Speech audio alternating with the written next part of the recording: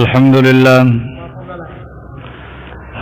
لله نحمده ونستعينه ونستغفره ونؤمن به ونتوكل عليه ونعوذ بالله من شرور أنفسنا ومن سيئات أعمالنا من يهده الله فلا مضل له ومن يضلله فلا هادي له ونشهد أن لا إله إلا الله وحده ونشهد أن سيدنا ومولانا محمد أحمد عبده ورسوله أما بعد فأعوذ بالله من الشيطان الرجيم بسم الله الرحمن الرحيم لقد كان لكم في رسول الله أسوة حسنة لمن كان يرجو الله واليوم الآخر سبحان ربك رب العزة عما يصفون وسلام على المرسلين والحمد لله رب العالمين اللهم صل على سيدنا ومولانا محمد وعلى آل سيدنا ومولانا محمد وبارک وسلم.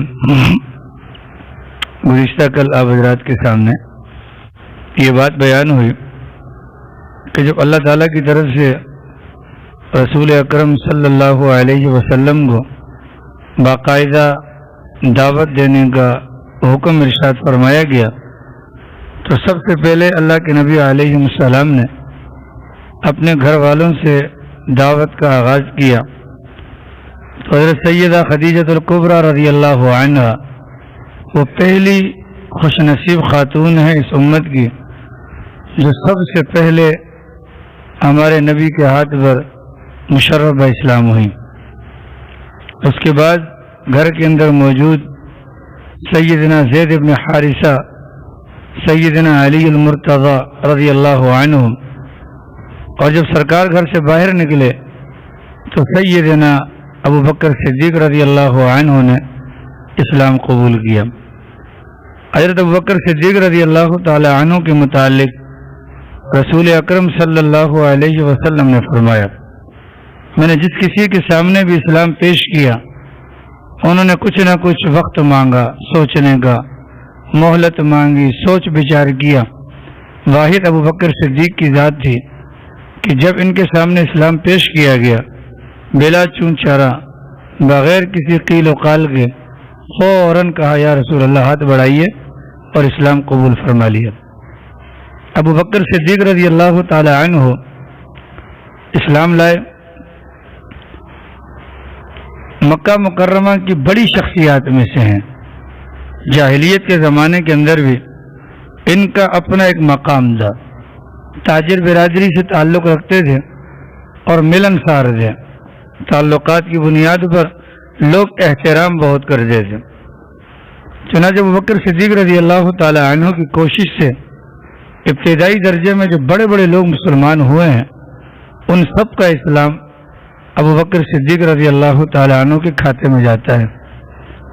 اور ابتدائی درجے کے اندر جو لوگ مسلمان ہوئے ہیں ان کو سابقون الاولون کہا جاتا ہے اور اعلیٰ درجے کے صحابہ کرام ہیں. چنانچہ حضرت ابوبکر صدیق رضی اللہ تعالی عنہ کی محنت پر حضرت عثمان غنی مسلمان ہوتے ہیں، عبد الرحمن ابن عوف مسلمان ہوتے ہیں، زبیر ابن العوام مسلمان ہوتے ہیں. اسی طریقے سے دیگر بڑے بڑے حضرات، ابو عبیدہ ابن الجراح جن کو اس امت کا امین کہا گیا، سعد ابن ابی وقاص مسلمان ہوتے ہیں جو مستجاب الدعوات صحابی سے بڑے درجے کے. حضرت عثمان ابن مظعون مسلمان ہوتے ہیں، ان کے بھائی ہوتے ہیں قدامۃ ابن مظعون، عبداللہ ابن مظعون وغیرہ. یہ سارے حضرات مسلمان ہوتے ہیں. تو یہ بڑے بڑے درجے کے جو کبار صحابہ کرام ہیں ان سب کا اسلام ابوبکر صدیق رضی اللہ تعالی عنہ کے نام اعمال میں آتا ہے. اللہ کی شان اللہ کے نبی علیہ الصلوۃ والسلام اور حضرت ابوبکر صدیق رضی اللہ تعالیٰ عنہ جا رہے تھے دونوں حضرات. آگے بکریوں کا ریوڑ تھا اور بکریاں چرا رہے تھے عبداللہ ابن مسعود، ابھی تک کلمہ نہیں پڑھا تھا۔ اللہ کے نبی علیہ السلام نے عبداللہ ابن مسعود سے کہا کہ عبداللہ تھوڑا دودھ پلا دو۔ عبداللہ ابن مسعود نے کہا حضور میں بکریوں کا مالک نہیں ہوں، میں تو کرائے پہ کام کر رہا ہوں، مالک نہیں ہوں، کرائے پہ کام کر رہا ہوں، میں تو امین ہوں۔ اللہ کے نبی نے فرمایا چلے آپ ایسا کریں، کوئی ایسی بکری لے کر آئیں جو دودھ نہ دیتی ہو اور دودھ کے قابل بھی نہ ہو۔ آپ حضرات کو معلوم ہے کہ جب تک بکری گابن نہ ہو جائے وہ دودھ نہیں دیتی۔ ایسی بکری لے کر آؤ جو دودھ دیتی بھی نہ ہو اور دودھ کے قابل بھی نہ ہو۔ عبداللہ بن مسعود رضی اللہ تعالیٰ عنہ تشریف لے کر گئے اور بکریوں کے ریوڑ میں سے ایسی بکری نکال کے لائے جس کے تھن بالکل خشک تھے، مطلب اس نے کبھی دودھ دیا ہی نہیں تھا۔ اللہ کے نبی علیہ السلام کے سامنے جب بکری کو لا کر کھڑا کیا گیا، اللہ کے نبی نے اس کے تھنوں پر ہاتھ پھیرا، کچھ دعا کی، یکدم اس کے تھن دودھ پہ بھر گئے۔ اللہ کے نبی علیہ السلام نے دودھ نکالا، خود بھی پیا، ابو بکر صدیق کو بھی پلایا، عبداللہ ابن مسعود کو بھی پلایا، پیٹ بھر گیا۔ اب اللہ کے نبی علیہ السلام نے دوبارہ کچھ پڑھ کر اس کے تھنوں پر پھونک ماری، تھن پہلے کی جیسے ویسے ہو گئے، بالکل خشک۔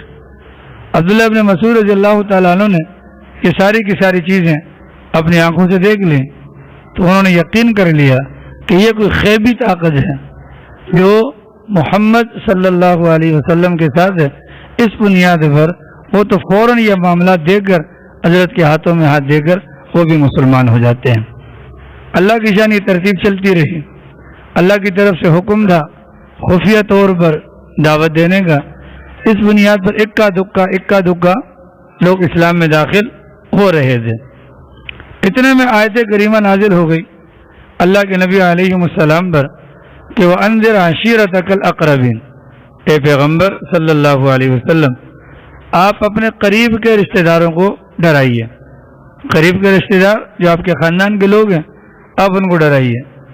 اب اللہ کے نبی علیہ السلام سوچ میں پڑ جاتے ہیں کہ خاندان والوں کو کیسے ڈرایا جائے، تو یہ ترتیب ذہن میں آئی سرکار کے۔ اللہ کے نبی علیہ السلام نے اپنے خاندان کے 40 افراد کی دعوت کر دی۔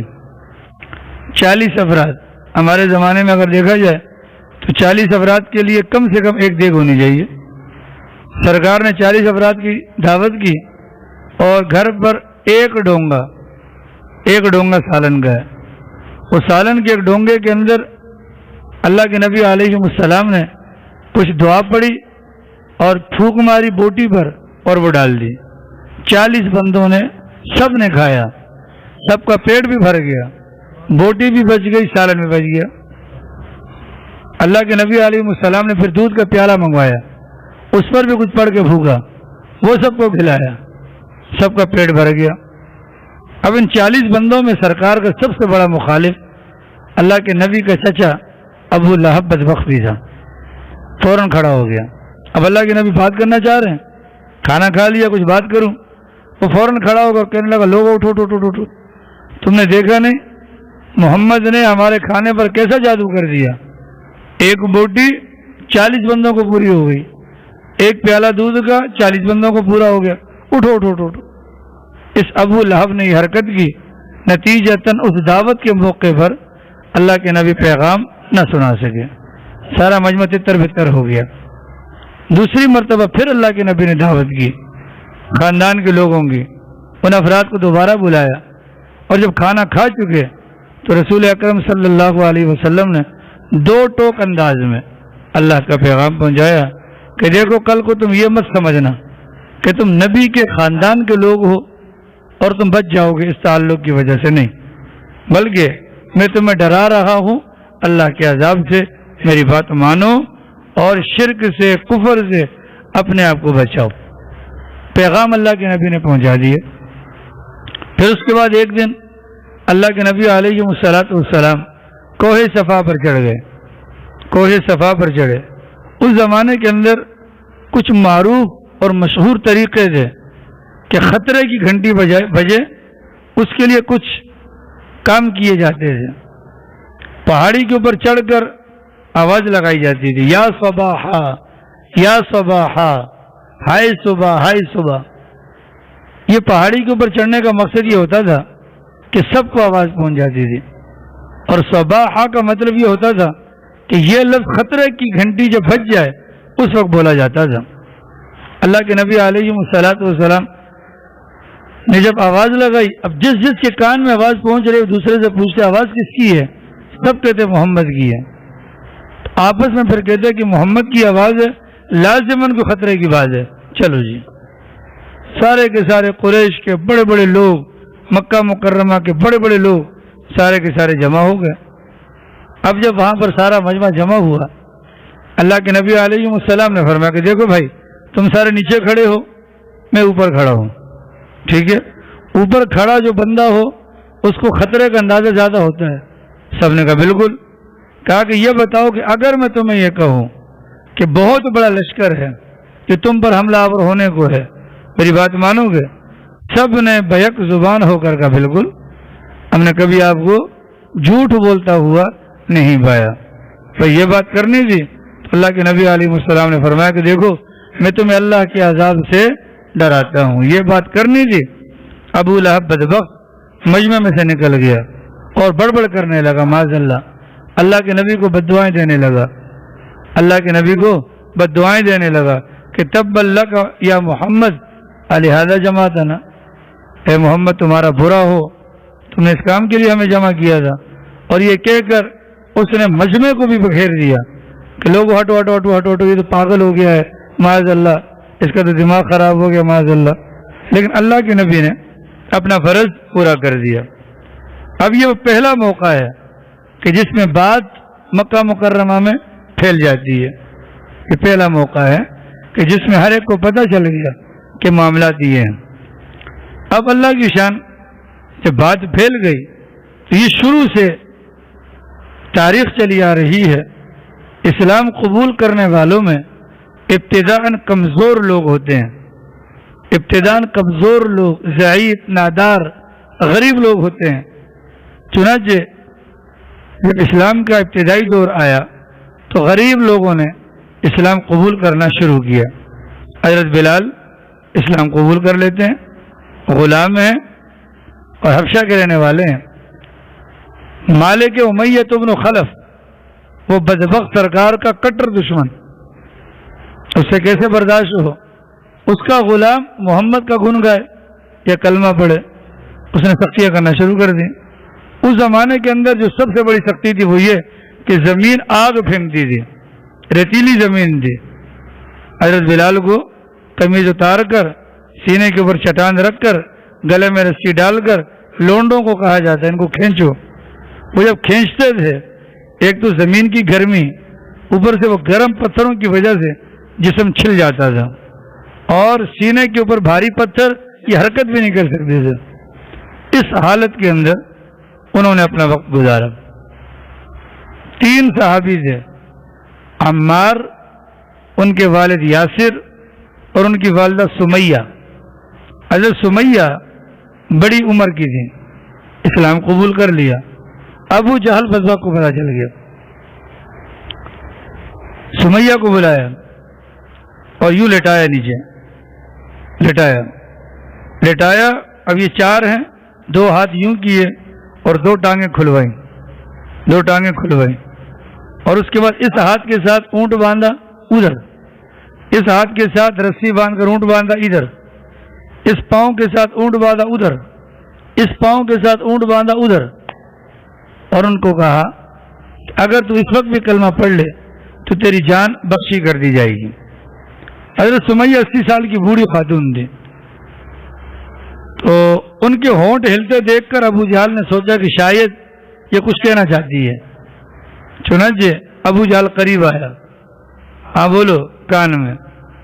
حضرت سمیہ نے کہا میری تمنا ہے کہ کسی طریقے سے محمد الرسول اللہ صلی اللہ علیہ وسلم کو اطلاع دے دو، میں چاہتی ہوں ان کے سامنے ان کے قدموں میں اپنی جان دے دوں۔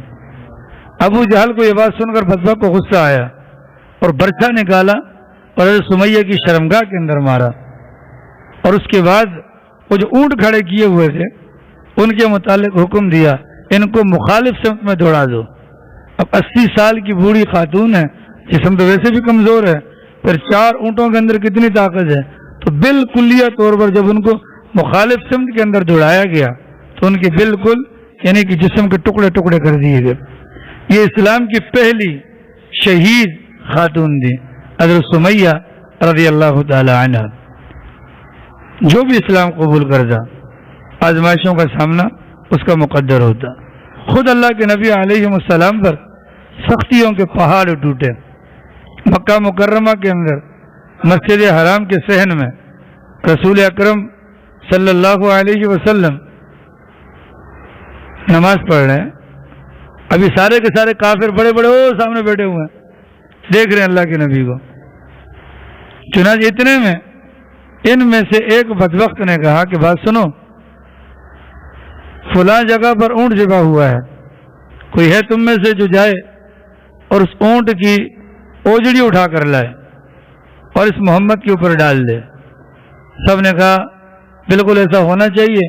بدبخت اٹھا، عقبہ بن ابی معیط نامی، یہ اٹھا اور اس نے کہا یہ کام میں کروں گا، اور گیا جا کر وہ گندگی وہ اوجڑی لایا، اور رسول اکرم صلی اللہ علیہ وسلم جب سجدے کی حالت میں تھے اس بدبخت نے وہ اوجڑی لا کر حضرت کی کمر کے اوپر رکھ دی۔ اتنی بھاری تھی کہ سرکار اس کے بوجھ کی وجہ سے سجدے سے سر نہیں اٹھا پا رہے تھے، اتنی بھاری تھی۔ اب اللہ کے نبی کوشش فرما رہے ہیں سر اٹھانے کی اور سر اٹھا نہیں پا رہے، یہ کافر ہنس رہے ہیں، مذاق کر رہے ہیں نا کہ جی چلو یہ ہم تو اپنے مقصد میں کیا ہو گئے، کامیاب ہو گئے۔ اللہ کے نبی کافی دیر تک اسی حالت میں کوشش کرتے رہے۔ جب اللہ کے نبی کوشش کرتے اٹھنے کی، اٹھ نہ پاتے، یہ مزید ہنستے۔ اتنے میں کسی نے جا کر سیدہ فاطمہ الزہرا رضی اللہ عنہا کو خبر دے دی، آپ کے والد کے ساتھ وہاں پر یہ معاملہ ہو گیا۔ ارے فاطمہ بھاگ گئیں، اور جیسے کیسے بچی تھی، 5 سال 6 سال کی ان کی عمر ہوگی، جیسے کیسے انہوں نے دھکا وکا دے کر اس گندگی کو ہٹا دیا۔ اللہ کے نبی علیہ الصلوۃ والسلام جب سجدے سے واپس اٹھے، اللہ کے نبی نے ہاتھ اٹھائے۔ اللہ کے نبی کا ہاتھ اٹھانا تھا، ان کافروں کی سیٹی گم ہو گئی، کیونکہ ان میں سے ہر کافر سمجھتا تھا کہ اگر محمد بد دعا کر دے پھر کوئی بچ نہیں پائے گا۔ اس بنیاد پر ان کی ہنسی وہیں کی وہیں رہی، اور اللہ کے نبی نے ان میں سے ایک ایک کا نام لے کر بد دعا فرمائی۔ چنانچہ اللہ رب العالمین نے پیغمبر کی بد دعا کی برکت سے ان سب کے سب کو موت کے گھاٹ اتار دیا، ان میں سے کوئی بھی اسلام قبول نہ کر سکا۔ اللہ کے نبی علیہ الصلوۃ والسلام کو اس اعتبار سے بھی پریشانی کا سامنا ہوا، بچیوں کو طلاق ہو گئی۔ ابو لہب کے 2 بیٹوں کے نکاح میں تھی، عتبہ عتیبہ، 2 بیٹوں کے نکاح میں تھی۔ جب ابو لہب کی گستاخی کی وجہ سے اس کی بدبختی پر اللہ کا قرآن آیا، وہ تو چیخنے لگا، یہ بات ہے، محمد کی بیٹیاں میری بہو، محمد میرا بھتیجا، اس کے قرآن کے اندر ہماری مذمت۔ بیٹوں کو بلا کر کہا جب تک محمد کی بیٹیوں کو طلاق نہیں دو گے ہمارا تمہارا کوئی رشتہ نہیں ہے۔ ابو لہب کی بیگم نے کہا دودھ معاف نہیں کروں گی۔ بیٹے مجبور ہوئے، چنانچہ دونوں نے طلاق دے دی، عتبہ نے بھی عتیبہ نے بھی۔ لیکن عتبہ اور عتیبہ میں سے عتبہ بدبخت ثابت ہوا، عتیبہ نے خالی طلاق دی، لیکن عتبہ نے کیا کیا، اس نے جا کر اللہ کے نبی کا گریبان پکڑا، اللہ کے نبی کے منہ پر تھوکنا چاہ رہا تھا، الگ بات ہے تھوکا لگا نہیں، اور اس نے کہا کہ میں نے تیری بیٹی کو طلاق دے دی۔ اللہ کے نبی نے وہیں ہاتھ اٹھایا، اللہم صلی علیہ کلب من کلاب، خدایا اس پر اپنے کتوں میں سے کوئی کتا مسلط فرما۔ اللہ کے نبی کی بددعا۔ اب عتبہ بھی سمجھ گیا، بچ میں بھی نہیں سکتا، اس کا باپ ابو لہب بھی سمجھ گیا بچہ میرا بچ نہیں سکتا۔ سفر پہ جا رہے تھے، راستے میں ایک جگہ پر پڑاؤ ڈالا، رات گزارنے ہے۔ یہ ایک دم وہاں کے لوگ آئے, انہوں نے کہا خدا کے بندو خیر تو ہے, کس جگہ پہ پڑاؤ ڈالا تم لوگوں نے, کیوں کیا ہوا؟ کہا کہ اس جگہ پر تو بڑا خطرناک جگہ ہے, درندے شیر وغیرہ آتے ہیں. انہوں نے کہا نہیں کوئی ٹینشن کی بات نہیں. لیکن وہ شیر والی بات جب ابو لہب کو پتہ چلی نا, ابو لہب کو وہ سرکار کی بدعا یاد آ گئی. چنانچہ ابو لہب نے سب لوگوں کو جمع کیا اور کہا کہ دیکھو میرا تمہارے اندر جو مقام ہے جانتے ہو. کہ بالکل آپ ہمارے بڑے ہیں, سردار کے بیٹے ہیں. کہ بات یہ ہے کہ میرے بھتیجے نے میرے بیٹے کو بدعا دی تھی اور مجھے وہ ڈر کھایا جا رہا ہے, اور مجھے لگتا ہے بھتیجے کی بدعا پوری ہوگی. آپ لوگ میرے سے مہربانی کریں. کیا مہربانی کریں جی؟ مہربانی یہ کریں کہ سینٹر کے اندر سامان کا ٹال لگائیں, اس کے ارد گرد آپ لوگ اپنے بستر لگائیں اور اس کے بالکل اسٹارٹ کے اندر جانوروں کو باندھیں, اور سینٹر میں جو سامان کا ٹال ہے اس کے بالکل اوپر میرے بچے کا بستر لگائیں. تو پھر ہمیں کوئی اعتراض نہیں. اس ترتیب سے بستر لگایا گیا. رات کو شیر آ گیا, اللہم صلی علیہ کلبا من کلابک, کہ اللہ اپنے کتوں میں سے کوئی کتا, تو شیر اللہ کا کتا بن کر آیا اور ایک ایک کو سونگتا رہا, ایک ایک کو سونگا. سونگتے سونگتے سونگتے جب کوئی بھی نظر میں نہیں آیا, وہیں سے جمپ لگا کر ڈائریکٹ اوپر پہنچا, اوپر جا کر سونگا اور اس کا پورا منہ کھا گیا. اور مرتے وقت وہ کہہ رہا تھا اے ابا میں نے کہا نہیں تھا کہ محمد کی بددعا سے میں بچ نہیں پاؤں گا. شرارتیں بھی کی, اللہ کے نبی علیہ الصلوۃ والسلام کو ستایا اور نتیجتاً ان کو خمیازہ بھگتنا پڑا. اس انداز سے اللہ رب العالمین نے ان کی شرارتوں کا کچھ نہ کچھ سد باب کیا, لیکن اکا دکا مسلمان لوگ ہوتے رہے, دروازہ بالکل بند نہیں ہوا. دن گزرتے گئے, رات گزرتی گئی. اب معاملہ یہ تھا, دو چیزیں ہوتی ہیں. عرب کے لوگ جن کی طرف ہمارے نبی کو مبعوث کیا گیا تھا, ان کو لکھنا نہیں آتا تھا, ان کو پڑھنا نہیں آتا تھا, لکھنا پڑھنا نہیں آتا تھا ان کو بولنا آتا تھا.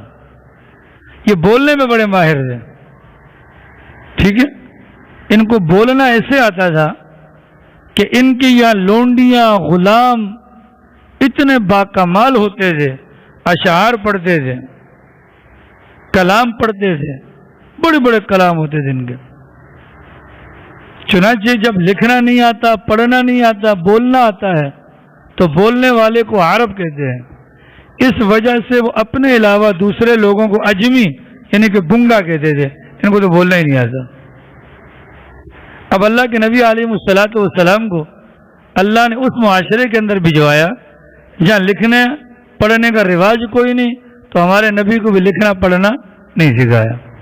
وہاں پر بولنے کا رواج ہے, وہاں پر اپنی برتری ظاہر کرنے کے لیے, اپنی بات کو اونچا ثابت کرنے کے لیے آپ کو ایسا کلام پیش کرنا ہے کہ جو کلام وہ سارے کے سارے مانے کہ واقعتاً یہ کلام ہے.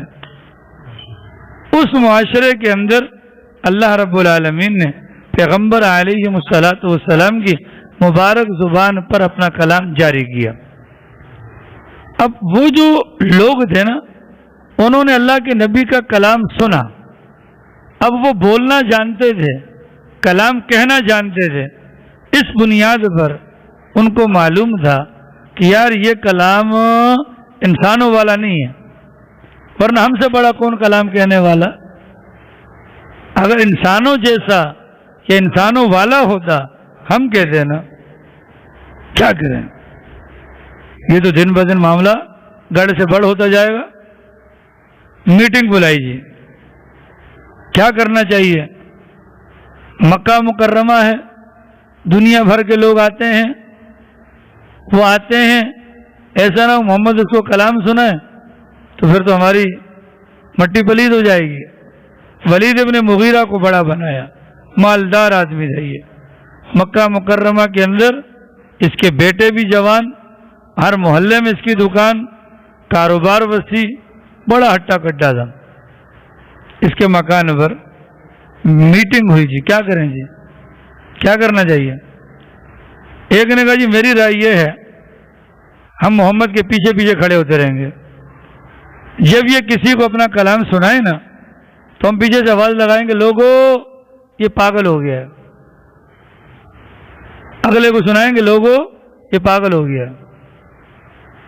تو ولید کہنے لگا اللہ کے بندو میں دنیا گھوما ہوں، میں نے پاگلوں کی باتیں سنی ہیں، محمد جو بات کرتے ہیں نا وہ پاگلوں والی نہیں ہے، وہ بات تو بڑی عقل مندوں والی ہے، اگر تم کہو گے تو خود ذلیل ہو جاؤ گے، یہ بات نہیں کرنا۔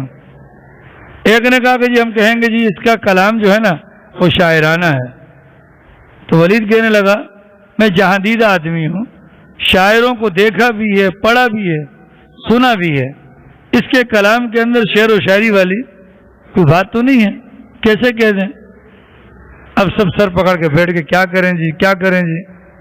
ولید نے کہا کہ میرے ذہن میں ایک بات آئی ہے، دیکھو محمد کا کلام جو بھی سنتا ہے نا وہ فوراً ان کی باتوں میں آ جاتا ہے، ہم یہ کہہ دیتے ہیں کہ محمد کا جو کلام ہے نا اس کے اندر جادو ہے، وہ ہے کہ یہ جادوگر ہے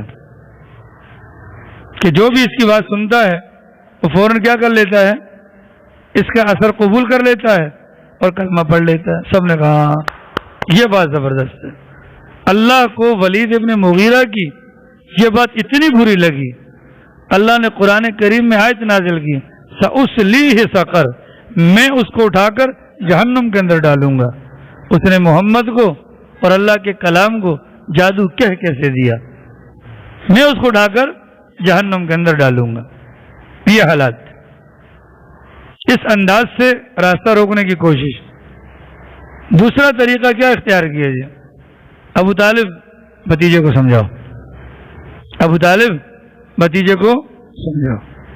ابو طالب اگرچہ ایمان قبول نہیں کر پائے لیکن مرتے دم تک اللہ کے نبی علیہ الصلوۃ والسلام کے صاحبان کی طرح ان کا ساتھ دیا۔ اب یہاں سوال یہ ہوتا ہے ابو طالب ایمان کیوں قبول نہ کر پائے؟ در حقیقت اللہ کی ذات یہ بات بتلانا چاہتی تھی کہ دیکھو ہدایت اللہ کے ہاتھ میں ہے، پاک پیغمبر کے ہاتھ میں ہدایت نہیں۔ اگر پاک پیغمبر کے ہاتھ میں ہدایت ہوتی تو ابو طالب کو ایمان کی دولت مل جاتی۔ ابو طالب کے پاس ہے، ابو طالب اب سینٹر میں سے ہٹ جائیں۔ ابو طالب کیسے ہٹ جائیں؟ ایک مرتبہ، دو مرتبہ، تین مرتبہ، چوتھی مرتبہ تو خطرناک حد تک آ گئی جی۔ ابو طالب آخری وارننگ، اس چوتھی مرتبہ کی وارننگ پر ابو طالب بھی سوچنے پر مجبور ہو گئے۔ اللہ کے نبی علیہ السلام کو بلوایا، بھتیجے بوڑھا ہو گیا ہوں، کمزور ہوں، مجھ پر اتنا بوجھ نہ ڈالو جو میں برداشت نہ کر سکوں۔ چاچا کیا ہوا؟ خیر تو ہے، تمہاری قوم کے لوگ آئے تھے اور مجھے یہ باتیں کر کے گئے ہیں، ذرا سی نرمی اختیار کرو۔ اللہ کے نبی علیہ الصلوۃ والسلام نے فرمایا اے چچا جان، اس ذات کی قسم جس کے قبضے میں میری جان ہے، اگر یہ میرے ایک ہاتھ میں سورج اور دوسرے میں چاند رکھ دیں اور بدلے میں مجھ سے مطالبہ کریں کہ میں دعوت کے کام کو چھوڑ دوں، یہ نہیں ہو سکتا۔ رہا مسئلہ چچا جان آپ کی حمایت کا، اگر آپ حمایت کریں کریں، نہ کریں نہ کریں، میرا اللہ مالک ہے، یہ کہہ کر سرکار اٹھے اور روتے ہوئے باہر نکل گئے۔ فوراً ابو طالب کہنے لگے ادھر آؤ ادھر آؤ، بلائے اللہ کے نبی کو اور کہا کہ اگر یہی بات ہے تو بیٹا جب تک جان میں جان ہے میری حمایت تمہارے ساتھ رہے گی، کوئی تمہارا کچھ نہیں بگاڑ سکتا۔ کافروں نے ایک اور چال چلی، ایک لڑکا تھا عمارہ اس کا نام تھا، بڑا خوبصورت تھا، ولید کا بیٹا تھا۔ ابو طالب کو کہا کہ بات سنو، یہ بیٹا تم لے لو، خوبصورت بھی ہے، سب سے زیادہ سمجھدار بھی ہے، تم اس کو اپنا بیٹا بنا لو اور اس کے بدلے میں اپنا بھتیجا ہمیں دے دو تاکہ ہم اس کو قتل کر دیں۔ بیٹے کے بدلے بچہ تمہیں مل جائے گا، اپنا بھتیجا ہمیں دے دو، ہم قتل کر دیں۔ ابو طالب نے کہا کہ کیسی بیوقوفی والی بات کر دو، میں تمہارا بیٹا لے کے پالوں، اپنا پلا ہوا بھتیجا تمہیں دے دوں کہ تم قتل کر دو، یہ کہاں کے انصاف کی بات ہے، یہ تو نہیں ہو سکتا۔ بس یہاں سے کافروں کی کمر ٹوٹ گئی۔ اب اللہ کے نبی علیہ الصلوۃ والسلام بالکل جس کو کہتے ہیں کہ جمع مردی کے ساتھ میدان کے اندر ہیں، میدان کے اندر ہیں۔ سب سے بڑی ٹینشن ان کو جو تھی وہ یہ تھی کہ یہ جو کلام پیش کرتے ہیں یہ کلام بڑا خطرناک ہے، اثر رکھتا ہے، جو بھی سنتا ہے اثر رکھتا ہے۔ چنانچہ اسی زمانے کے اندر سیدنا طفیل ابن عامر ابن دوسی رضی اللہ تعالی عنہ مکہ مکرمہ تشریف لے آئے۔ جیسے ہی آئے تو مکہ کے چودھری پہرے دار بیٹھے ہوئے تھے، انہوں نے طفیل ابن عامر ابن دوسی کو سمجھ لیں اغوا کر لیا، کان بند کر کے سیدھا اپنے حجروں کے اندر۔ بھائی بات یہ ہے کہ ہمارے ایک بندہ ہے جادوگر معاذ اللہ، اس کی بات جو بھی سنتا ہے اسی کا ہو جاتا ہے۔ اگر اپنے گھر بار کو، بیوی بچوں کو بچانا چاہتے ہو، کانوں میں انگلیاں ٹھونس لو یا روئی ڈال دو۔ تو طفیل ابن عامر ابن دوسی فرماتے ہیں کہ میں بھی ڈر گیا یار کہ پتہ نہیں ایسا نہ میری شامت نہ آ جائے۔ چنانچہ فرماتے ہیں میں روئی ڈال کے رکھتا تھا، روئی ڈال کے رکھتا تھا کہ اچانک آواز نہ آ جائے۔ یہ رات تو میں نے ایسے گزاری، اگلے دن میرے ضمیر نے مجھے ملامت کی، یار تو سردار ہے اپنی قوم کا، پڑھا لکھا آدمی ہے، آنا جانا تیرا 1000 جگہوں پہ رہتا ہے، کیا تو اتنا بے وقوف ہے کہ بات سن کے تو فوراً متاثر ہو جائے گا؟ وہ سن تو صحیح بات کیا ہے۔ فرماتے ہیں کہ میں نے جیسے ہی کانوں سے روئی نکالی، رسول اکرم صلی اللہ علیہ وسلم قرآن کریم کی تلاوت فرما رہے تھے، مجھے وہ تلاوت بھلی لگی، مزہ آ گیا مجھے۔ پھر میں اللہ کے نبی کے پاس گیا اور میں نے جا کر ان سے کہا کہ جی آپ کیا پڑھ رہے تھے، مجھے سنائیں۔ انہوں نے مجھے کچھ اور سنایا، میں نے وہ بھی سن لیا۔ پھر میں نے کہا کہ آپ کس بات کی دعوت دیتے ہیں؟ اللہ کے نبی نے میرے سامنے دین کی دعوت پیش کی تو میں نے کہا ہاتھ لائیے، ہاتھ لایا اور میں کلمہ پڑھ کر مسلمان ہو گیا۔ جب میں مسلمان ہوا تو میں نے اللہ کے نبی سے کہا یا رسول اللہ میرے ساتھ مہربانی فرمائے، میری قوم کے متعلق بھی ہدایت کی دعا فرما دیں، نمبر 1۔ نمبر 2، میں اپنی قوم کے لوگوں کو جا کر بتلاؤں گا کہ جی میں مسلمان ہو گیا ہوں، تو میرے لیے کوئی نشانی، کوئی علامت اگر آپ دعا فرما دیں۔ اللہ کے نبی نے ہاتھ اٹھا، یا اللہ ان کو نشانی دے دے، اور روانہ ہو گئے۔ مکہ مکرمہ سے باہر نکلے، رات کا وقت سفر۔ طفیل ابن عامر دوسی نے دیکھا ان کو یہاں سے لالٹین کی طرح، ٹورچ کی طرح روشنی پھوٹنا شروع ہو گئی، روشنی کی من چل رہے ہیں، سمجھ گئے اللہ کے نبی کی دعا قبول ہو گئی۔ اب انہوں نے سوچا کہ جب میں جاؤں گا قوم کے لوگ دیکھیں گے میرے یہاں سے روشنی نکلی ہے، کہیں وہ یہ نہ سوچیں کہ دین چھوڑنے کی وجہ سے اللہ نے اس کی شکل بگاڑ دی ہے۔ انہوں نے دعا کی خدایا اس روشنی کو کسی اور جگہ منتقل کر دے۔ اللہ نے روشنی اٹھا کر لاٹھی کے اندر منتقل کر دی۔ اب وہ لاٹھی جہاں بھی جاتی ہے ٹارچ والا کام کرتی ہے۔ اللہ کی شان یہ ہے کہ قبیلے کے اندر پہنچے، لوگوں کو دعوت دی۔ اس وقت کچھ زیادہ لوگ تو مسلمان نہ ہوئے، حضرت ابو ہریرہ ہی مسلمان ہوئے، لیکن آگے چل کر جب سرکار مکہ مکرمہ سے مدینہ منورہ کے ان کے قبیلے کے 70 یا 80 کے لگ بھگ افراد مسلمان ہو کر مدینہ منورہ پہنچ گئے۔ انہوں نے منع کیا، اللہ نے کمال دکھا دیا۔ اب یہ جو یہاں سے باہر بات چلی گئی نا، یہ خیر کا سبب بنی، قبائل تک بات چلی گئی اسلام کی۔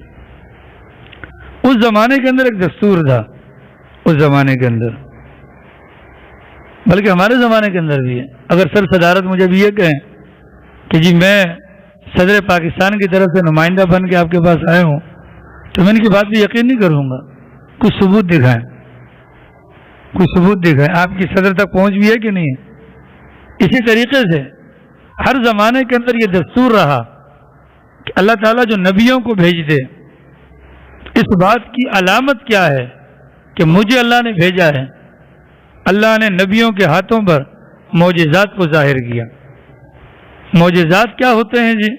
وہ کام جو اللہ کے علاوہ کوئی اور کر نہ سکے، اس کو معجزہ کہتے ہیں۔ معجزے کے اندر نبی کا اپنا عمل دخل نہیں ہوتا، معجزے کے پیچھے طاقت اللہ کی ہوتی ہے، ظاہر میں جو ذات استعمال ہوتی ہے وہ نبی کی ذات استعمال ہوتی ہے۔ اللہ تعالیٰ نے تمام انبیاء کو ان کی شیان شان معجزات سے نوازا، جن معجزات کو دیکھ کر اس وقت کے لوگوں نے ایمان قبول کیا۔ حضرت ابراہیم کو آگ میں ڈالا تھا نا، آگ نے جلایا نہیں، آگ نے نہیں جلایا، حضرت ابراہیم کا معجزہ ہے جو اللہ نے ان کے ہاتھوں ظاہر کیا۔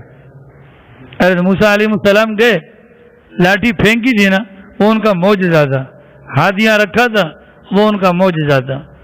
حضرت داؤد علیہ السلام ان کے ہاتھ میں لوہا آتا وہ بالکل نرم ہو جاتا تھا، یہ ان کا معجزہ تھا۔ حضرت سلیمان علیہ السلام معجزاتی طور پر پرندوں کی بولیاں سمجھ جاتے تھے، مہینے کا سفر ایک دن میں، ایک صبح میں اور ایک شام میں طے کر لیتے تھے، یہ ان کا معجزہ تھا۔ حضرت عیسیٰ علیہ السلام بن باپ کے اللہ نے پیدا کیا، یہ معجزہ۔ ماں کی گود میں بولے، یہ معجزہ۔ بچپن کے اندر ہی انہوں نے گواہی دے دی اپنی والدہ پر، یہ بھی معجزہ ہے۔ بڑے ہو گئے، کوئی مادر زاد نابینا آتا، ہاتھ پھیرتے ٹھیک ہو جاتا، کوڑی کے مرض والا، برس کے مرض والا آتا، ہاتھ پھیرتے ٹھیک ہو جاتا۔ ٹھیک ہے، یہ چھوٹے چھوٹے جو مٹی کے پرندے نہیں ہوتے، اس طرح کے بنا کر کہتے قم باذن الرحمن، اٹھ جاؤ یا اڑو اللہ کے حکم سے، اڑنا شروع ہو جاتے تھے۔ مردوں کو کہتے قم باذن الرحمن، کھڑے ہو جاؤ تو وہ کھڑے ہو جاتے، یہ معجزہ تھا۔ تمام نبیوں کو معجزے ملے اور ہمارے نبی کو بھی معجزے ملے، فرق ہے۔ تمام انبیاء کرام کے معجزے ان کی زندگی تک محدود رہے، جب تک نبی موجود رہا معجزہ موجود رہا، نبی گیا معجزہ گیا۔ لیکن ہمارے نبی کو اللہ نے جو معجزہ دیا وہ نبی کی موجودگی میں بھی تھا، اب بھی ہے اور قیامت تک رہے گا۔ رسول اکرم صلی اللہ علیہ وسلم نے فرمایا کہ مجھے جو اللہ نے معجزہ دیا وہ کیا ہے؟ وہ وہی ہے جو اللہ کی طرف سے نازل ہوئی، یعنی کہ قرآن مقدس۔ یہ اللہ کے نبی کا معجزہ ہے، یہ اللہ کے نبی کا معجزہ ہے قرآن مقدس، اور یہ ایسا معجزہ ہے اس کا توڑ کوئی نہیں لا سکتا۔ لوگوں نے کوششیں کی ہیں ہر دور کے اندر قرآن کا متبادل لانے کی، قرآن جیسا۔ ابھی آج کل بھی ہمارے یہاں انٹرنیٹ کے اندر الفرقان کے نام سے ایک باقاعدہ قرآن کے نام سے الفرقان کے نام سے ایک نیو ایڈیشن آیا، یہ قرآن کریم کا نیا ایڈیشن جی، لیکن وہ قرآن کریم کا مقابل یا قرآن کریم کا متبادل یا قرآن کریم کا مماثل ہرگز نہیں بن سکتا۔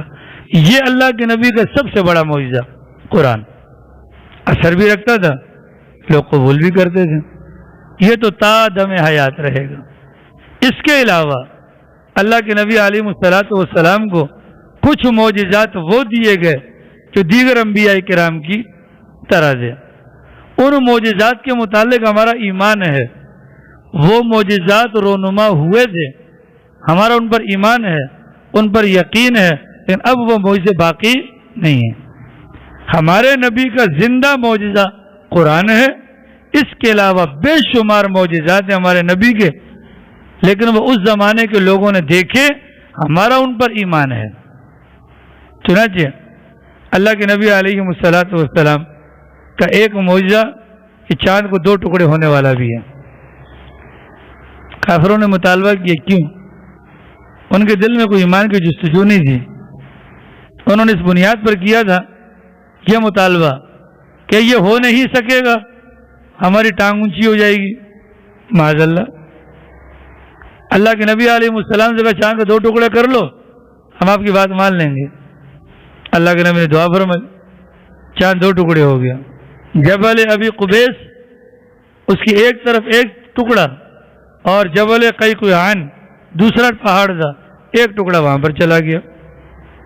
انہوں نے اپنی آنکھوں سے دیکھا، چاہیے تو یہ تھا کہ مان لیتے، کہنے لگے اوہ محمد نے ہماری آنکھوں پر جادو کر دیا، محمد نے ہماری آنکھوں پر جادو کر دیا۔ اس واقعہ ہوا یہ، اس واقعے کے کئی عرصے کے بعد، سال ہر سال کے بعد، ہندوستان کے اندر کیرالہ نامی جو جگہ ہے وہاں کا بادشاہ تھا سامری، اس کا نام تھا. نیک منصف تھا تو کافر لیکن انصاف پسند تھا. عرب کے مسلمانوں کی ایک جماعت یہاں پر آئی اور آ کر اس بادشاہ کو دین کی دعوت دی اور بتلایا کہ جی ہمارا نبی وہ ہے جو چندرما یعنی کہ چاند کو 2 ٹکڑے بھی اس نے کیا تھا. جب یہ بات کہی تو سامری کے کان کھڑے ہوئے. اس سامری نے فوراً درباریوں کو بولا کہ وہ جو روزنامچہ بنتا ہے اس کے اندر اہم واقعات جو پیش آئے ہیں ان کو لکھا جاتا ہے. ذرا جاؤ تلاش کرو جی کہ اگر چاند کے 2 ٹکڑوں والی بات روزنامچے میں تو لکھی ہوگی نا. چنانچہ جا کر تلاش کیا واقعتاً ان کے روزنامچے کے اندر بھی یہ بات آئی. آج فلاں تاریخ فلاں وقت رات کے وقت ہم نے دیکھا کہ چاند کے 2 ٹکڑے ہوئے پھر چاند آ کر واپس آپس میں مل گیا. جب وہاں پر وہ بات دیکھی کہ سامری یہاں فوراً ان عرب مسلمانوں کی دعوت پر مسلمان ہو جاتا ہے. اللہ تعالیٰ نے یہ واقعہ یہاں پر بھی ظاہر فرمایا. قرآن کریم اللہ کے نبی کا زندہ معجزہ، لیکن باقی جو معجزات ہیں وہ اس زمانے کے لوگوں نے دیکھے. ہمارا ان پر ایمان ہے. 3 بڑے بدبخت ہیں، بڑے ان میں سے ایک کو تو اللہ نے ہدایت دی. حضرت ابو سفیان مسلمان ہوئے اور 2 کافر مرے، ابو جہل، اخنس بن شریق اور ابو سفیان. یہ دونوں سردار تھے. تینوں دن میں قسمیں کھاتے ہیں. بات سنو، خبردار محمد کے قریب نہیں جانا، پکا وعدہ. اب یہ وعدہ کر کے ہٹ جاتے ہیں، پھر دل میں سوچتے ہیں کہ دیکھو جی اب ابو جہل سوچتا ہے ابو سفیان نے تو قسم کھائی وہ تو نہیں آئے گا، اخنس سے قسم کھائی وہ بھی نہیں آئے گا، چلو میں جا کر سن کے آ جاتا ہوں. یہی بات ابو سفیان بھی سوچ رہے ہیں کہ یار ابو جہل نے قسم کھائی وہ تو نہیں آئے گا، اخنس سے قسم کھائی وہ تو نہیں آئے گا، چلو میں جا کے سن لیتا ہوں. اخنس بھی یہی سوچتا ہے. تینوں وہاں جاتے ہیں اندھیرے میں. سرکار تہجد کے وقت میں قرآن پڑھتے ہیں اور یہ سنتے ہیں. جب سرکار کا قرآن ختم، بجلی تو نہیں ہے نا، اندھیرا ہے، باہر نکلتے ہیں، تینوں ٹکرتے ہیں، شرمندگی کی وجہ گردن جھکاتے ہیں. جی کل نہیں آئیں گے جی، ٹھیک ہے کل نہیں آئیں گے، ٹھیک ہے جی کل نہیں آئیں گے. اگلے دن جی پھر دوبارہ وہی ٹائم ہوا نا کہ یار کل قسم کھائی تھی، آج تو یقیناً ہر ایک سوچ رہے دوسرا نہیں آئے گا. پھر پہنچ گئے، پھر ٹکر گئے، پھر پکا قول و قرار. بس حد ہو گئی ہے یہ وہ نا. تیسرے دن پھر ٹکرا گئے. اب یہ اخنس بن شریق تھا نا، اس کو غصہ آ گیا، ایسے ڈنڈا اٹھایا ڈنڈا اور سیدھا گیا ابو جہل کے پاس. یہ کیا مستی ہے؟ دن میں ہم ان کی مخالفت کرتے ہیں، اگر اتنا شوق ہے تو اعلان کر دو، بات ختم کرو جھگڑے پر. یار جان کے دشمن ہے، ہمارا خون کا رشتہ دار ہے، کوئی باہر کا بندہ تو نہیں ہے. اس موقع پر ابو جہل نے کہا یار بات بتاؤں، بات یہ ہے ان کے خاندان کے ساتھ نیکی کے کاموں میں ہماری ٹسل ہے. انہوں نے حاجیوں کو کھانا کھلایا، ہم نے بھی حاجیوں کو کھانا کھلا کر برابر ہو گئے. انہوں نے حاجیوں کو پانی پلایا، ہم نے بھی حاجیوں کو پانی پلا کر برابر ہو گئے. اب یہ کہتے ہیں کہ ہمارے اندر نبی آ گیا تو ہمارے خاندان میں نبی کیسے آئے گا؟ اس بنیاد پر ہم ان کی بات نہیں مان سکتے. کتنی بڑی بدبختی ہے، نہیں مانا. اس بنیاد پر وہ نہیں مانا، وگرنہ اس بات کو وہ بھی مانتا تھا کہ محمد بھی سچے اور محمد کا قرآن بھی سچا. تو لب لباب اور خلاصہ کیا ہوا؟ اللہ کے نبی کا زندہ معجزہ قرآن کریم، باقی معجزات بھی ہیں. آج اس کو یہیں تک رہنے دیں، باقی انشاءاللہ کچھ معجزات آئندہ کل بیان کریں گے. اللہ پاک توفیق عمل نصیب. آمین برحمتک یا ارحم الراحمین.